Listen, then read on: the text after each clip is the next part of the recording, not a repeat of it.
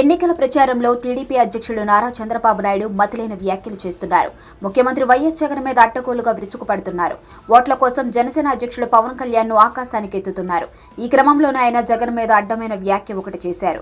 పవన్ కాలిగోటికి జగన్ సరిపోడని, పవన్ సినిమాలో స్టార్ అని, జగన్ కు రాజకీయాలు లేకపోతే ఎలా బతుకుతాడని చంద్రబాబు అన్నారు. ఇదేం పొలికినో చంద్రబాబుకి అర్థం కావాలి. జగన్ రాజకీయాలను ఎంచుకున్నారు. పవన్ కళ్యాణ్ సినిమాలను ఎంచుకుని రాజకీయాల్లో కూడా కాలు పెట్టారు. కానీ రాజకీయాలను చంద్రబాబుకు తాకట్టు పెట్టారు. 10 ఏళ్ల పార్టీని బలమైన శక్తిగా రూపొందించలేకపోయారు. చంద్రబాబు రాజకీయాల్లోనే ఉన్నారు. ఆయన తన బలం మీద ఆధారపడి రాజకీయాలు చేశారా? వారి రాజకీయ వ్యక్తిత్వాలను ఒక్కసారి చూద్దాం. చంద్రబాబు మొదటి నుంచి రాజకీయాల్లో ఉన్నారు. రాజకీయాలు లేకపోతే చంద్రబాబు ఎలా బతుకుతారు? రాజకీయాల కోసమే పవన్ కళ్యాణ్ ను బీజేపీని కాళ్లా వేళ్లాపడి ఆయన చేరువ చేసుకున్నారు. ఆ రాజకీయాలను కూడా ఆయన ప్రజలు నమ్ముకొని చేయలేదు. మోసాలు, దగా, వెన్నపోట్లతో రాజకీయాల్లో ముందుకు నడుస్తూ వస్తున్నారు.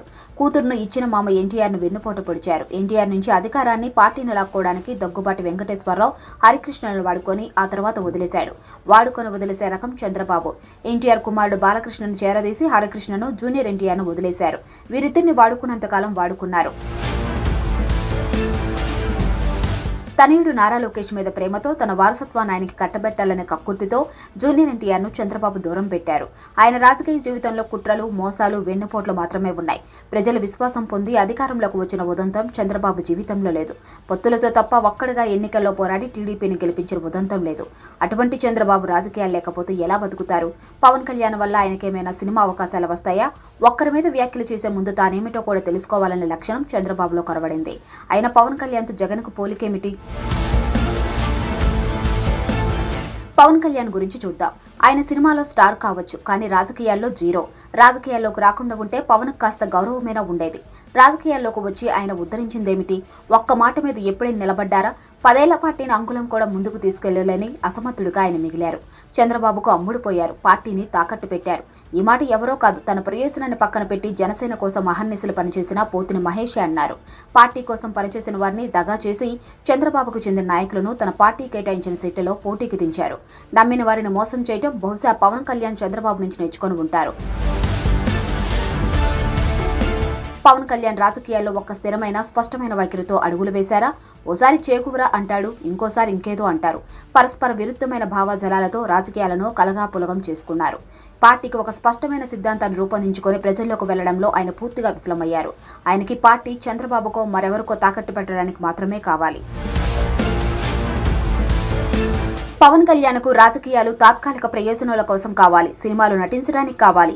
అందుకే ఎన్నికల తర్వాత పవన్ కళ్యాణ్ సినిమాల్లోకి వెళ్తారు. ప్రజల కోసం రాజకీయాలు చేయరు. చంద్రబాబు కోసం కొంతకాలం రాజకీయాల్లో నటిస్తారు కాబట్టి ఆయన మళ్లీ తన పాత గుట్టికి చేరుకుంటారు. అందువల్ల రంగులు వేసుకొని మాత్రమే కాకుండా రంగులు వేసుకోకుండా కూడా నటించే పవన్ తో జగన్ కు పోలికేమిటనేది చంద్రబాబు చెప్పాలి.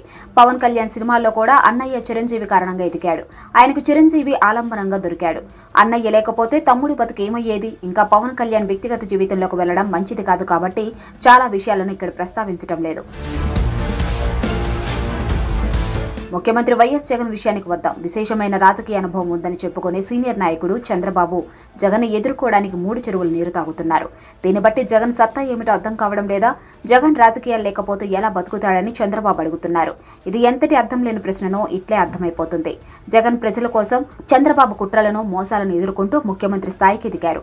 రాజకీయాలే కావాలనుకుంటే సోనియా గాంధీ మాటలను విని ఉంటే ఇంత కష్టపడవలసిన అవసరం కూడా జగన్ కు ఉండేది కాదు. తప్పుడు కేసులు ఎరిగించి జైలు పాలు చేసినా కూడా జగన్ అతరలేదు, బెదరలేదు. సొంత పార్టీని స్థాపించారు. దాన్ని బలోపేతం చేశారు. ఎవరిని తోడు తెచ్చుకోకుండా చంద్రబాబును ఒంటరిగానే ఎదుర్కొంటున్నారు. 2014 ఎన్నికల్లో ఓటమి తరువాత ఆయన నీరుగారిపోలేదు. 5 ఏళ్ల పాటు పార్టీని నిలబెట్టారు. దాన్ని బలోపేతం చేశారు. 2019 ఎన్నికల్లో చంద్రబాబును మట్టి కర్పించారు. ఆయన తండ్రి వైఎస్ రాజశేఖర రెడ్డి సమకాలీకుడైన చంద్రబాబు జగన్ను ఎదుర్కోలేకపోతున్నారు. దానివల్లనే బోడిగుండెకు మోకాలకి చంద్రబాబు లంకె పెడుతున్నారు. పవన్ కళ్యాణ్ కు జగన్ కు పోలిక తెస్తున్నారు. మొక్కవోని ధైర్యంతో ముందుకు సాగుతూ జగన్ ప్రజానాయకుడిగా ఎదిగారు.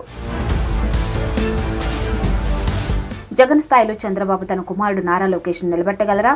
తన కుమారుని ఆయన బలమైన నాయకుడిగా చంద్రబాబు తయారు చేయలేకపోయారు. దొడ్డిదారిని ఆయన నిలబెట్టాలని చూస్తున్నారు.